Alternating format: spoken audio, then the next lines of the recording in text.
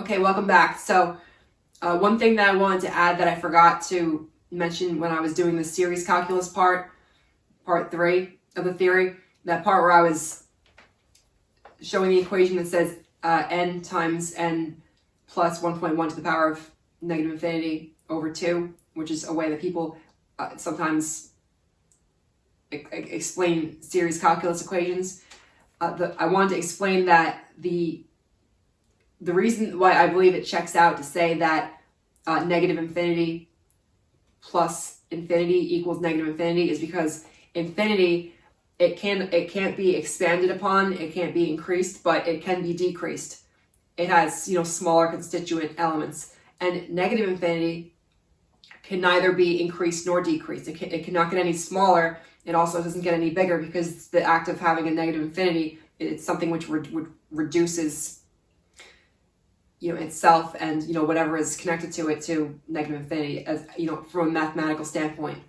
And of course, I'm going to say that one more thing about this is that it's not supposed to be strictly arithmetic. It's like it's math in terms of physics.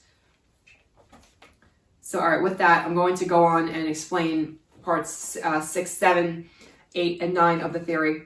So I've got my notebooks here because I've got stuff written down that occasionally I get the inspiration to keep going with the theory, and I get new ideas, and then I start writing them down.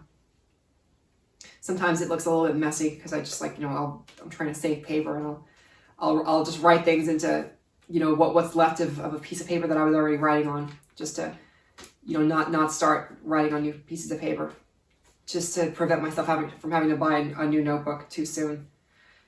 Anyway, so part 6 of the theory is evolution.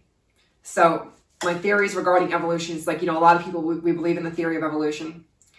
That doesn't mean that people say, oh, that means there's no God. Well, I don't believe that about the theory of evolution. It's just, I believe that evolution exists. The idea of animals, they reproduce, and then certain traits become more prominent, and then eventually over the course of many years that leads to the fish become reptiles, and the reptiles become mammals, and the mammals become humans. So I believe that as far as evolution, it's if you go, all right, so you go back to how did the first organisms, the first multi-celled organisms come to exist. Well, they say, okay, well, single-celled organisms came together and built those. Well, all right, well, how did the single-celled organisms come to exist?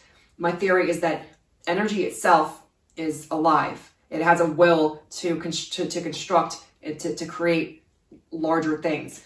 And of course, being that the universe was supposedly, according to the Big Bang Theory, it was once all contained within this, infinitely small mass. I certainly think that,